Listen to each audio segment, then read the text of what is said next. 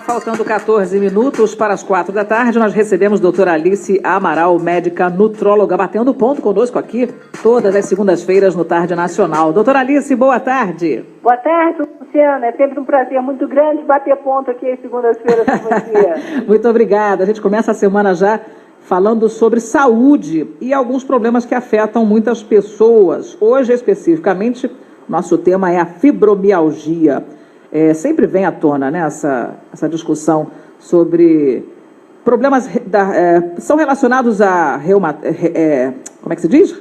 Reumatóide? Como é que é? Agora me enrolei. Reumatismo. Reumatismo, isso, obrigada. A fibromialgia está crescendo muito, Timão. Acho que é o modo como a gente está vivendo, né, esse estresse, enfim.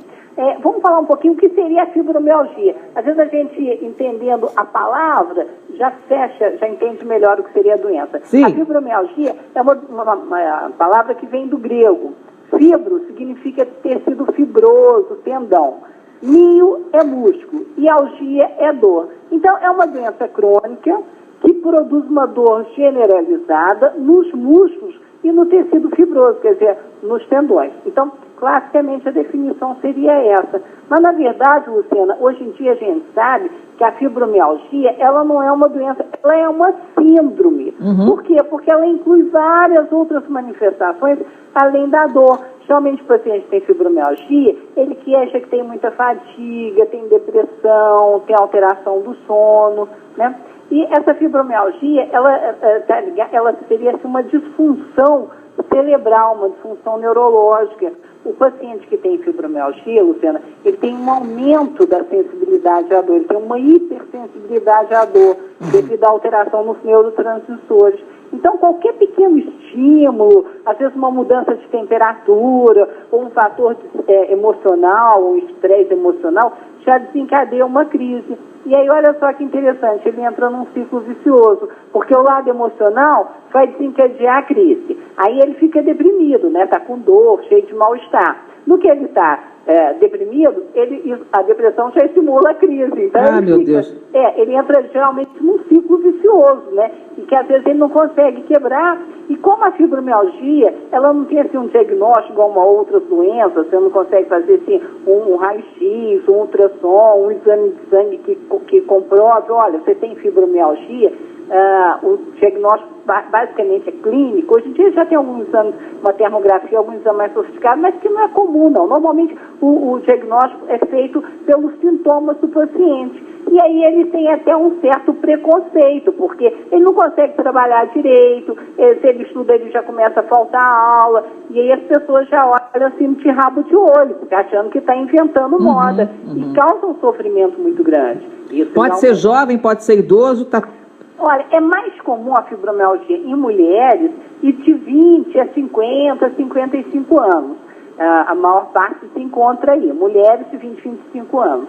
Mas aí ela começa se apresentando como uma dor. Normalmente ela tem uma dor, ela tem uma rigidez matinal, ela queixa uma dor de cabeça, uma insônia, um aumento da sensibilidade, da sensação de frio, ela pode ter assim, um formigamento nas mãos, nos pés, a memória fica comprometida, ela tem uma dificuldade para concentrar, pode sentir uma palpitação, um cansaço danado, que não consegue fazer nada, um mal-estar, aí ela dorme mal, já fica irritada, sabe, uma irritabilidade, e pode dar problemas abdominais, gastrointestinais, como uma síndrome de intestino irritável, que alterna uma diarreia com uma prisão de ventre, com gases, quer dizer, são muitos sintomas que vão comprometer em muito a qualidade de vida dessa pessoa, e ela deixa de se tornar produtiva, ela já não trabalha direito, o convívio familiar dela fica altamente comprometido, e as pessoas não percebem. É diferente de você ter uma doença, que você tem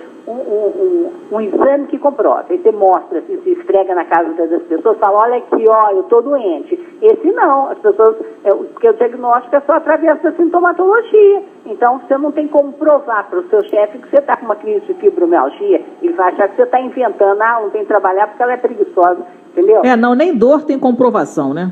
Está doendo. Exatamente, nem dor tem comprovação. E a fibromialgia, hoje em dia, Luciana, ela é considerada como uma doença autoimune. Então, doença autoimune, ela começa no intestino, né? Você começa a identificar aquilo como sendo um corpo estranho e cria anticorpos contra aquilo. E se ela começa no intestino, é fundamental a gente cuidar da alimentação. Olha só como a gente fala de tudo quanto é assunto e termina no alimento. Já percebeu isso? É verdade. Porque tudo começa ali. A saúde e a doença começam com a alimentação e começam com o intestino. Então, essa dieta, Luciana, ela tanto pode só aliviar os sintomas da pessoa que está em crise, mas ela pode prevenir o aparecimento desses sintomas. Como assim? Lembra que a gente falou outro dia sobre o glúten? Sim. Aí eu falei assim, vamos ver a origem da palavra glúten. Glúten vem do latim, que significa cola. O glúten, quando você come, o glúten está presente onde? Na farinha de trigo, aveia, centeio, cevada e malte.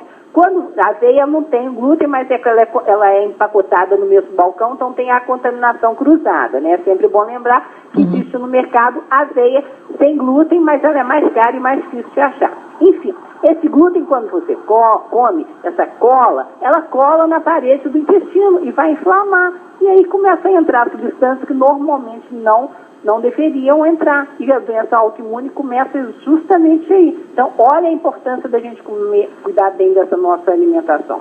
E além do glúten, Luciana, tem outros alimentos também que vão interferir, né? Por exemplo, essa alimentação muito rica em alimentos industrializados, esse fast food, que hoje em dia ninguém quer perder, entre aspas, tempo cuidando da alimentação. Eles preferem perder tempo cuidando da doença, né? Quando, na verdade, quando você cuida da sua alimentação, você está investindo o seu tempo.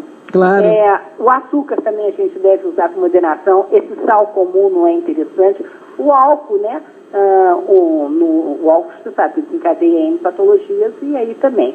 E uma coisa que eu gosto muito, que a gente até já falou num programa anterior sobre o café, a cafeína, que traz benefícios, no caso aqui o paciente que tem fibromialgia, ele tem que usar com uma certa moderação, porque a cafeína pode dar insônia em pessoas mais sensíveis, né? E na fibromialgia o paciente já tem uma insônia, então o café tem que usar sempre com muita moderação. É curioso que a gente fazia uma entrevista agora há pouco sobre o xixi na cama, né? As crianças que fazem xixi na cama. E o urologista que concedeu a entrevista para a gente aqui falava diretamente da relação da cafeína com a incapacidade do cérebro de identificar a bexiga cheia. Sim. Para avisar a criança, né? Aquele sinal de alerta, levanta que está na hora de fazer o xixi. Pois é. Quer dizer, tem várias complicações aí decorrentes. Então, sempre quando a gente ouve os antigos sempre falavam, não vai tomar café à noite, não vai tomar café à noite, né? Tem muita sabedoria popular que fica perdida, né? Mas lembrando da criança, nesse caso especificamente do xixi na cama, a questão não é o café, não, é o refrigerante mesmo. Assim, tudo que tem. À noite, né? A criança quer tomar um refrigerante à noite, o pai dá, a mãe dá, aí depois... Então, esses refrigerantes do grupo Cola, eles têm muita cafeína. Pois é. A cafeína a gente encontra nesses refrigerantes do grupo Cola, no café, no chá preto, no mate, o chocolate também. A criança adora, né? Então, à noite, um chocolate quente é refrigerante e chocolate quente. Né? Isso vai atrapalhar, com certeza. A gente voltando à fibromialgia, ela é uma doença comum, crônica, quer dizer, se a gente pode se livrar dessa situação com uma alimentação adequada, acho que dá para espantar esses problemas aí. Como é que vai ser essa nossa alimentação adequada?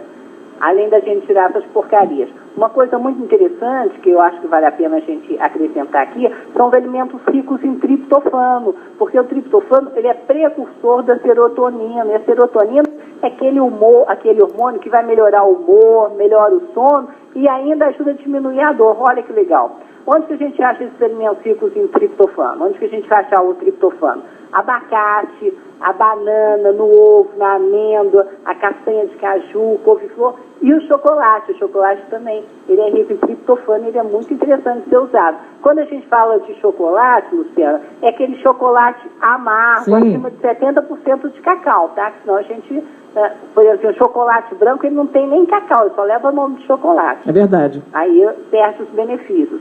Os alimentos ricos também em ômega 3, porque o ômega 3 vai ajudar a diminuir essa sensação de cansaço, essa fadiga e diminuir a tensão muscular, né, que acontece na fibromialgia. Então, o salmão, a sardinha, que a gente sempre fala da sardinha, que ela é muito rica em ômega 3, tem aquela receitinha que eu dou, que você pega a cabeça da sardinha, põe para assar, depois você moe, vira uma farinha, que você vai usar igual farinha para botar no feijão onde quiser. Aquilo ali é muito rico em ômega 3, é ótimo de ser usado. As nozes também, e um alimento que está assim, ganhando um destaque muito grande no tratamento de prevenção da fibromialgia é a linhaça, que além do ômega 3 tem vitamina E, tem lignana, quer dizer, é muito legal da gente usar a linhaça. Eu sou fã da linhaça.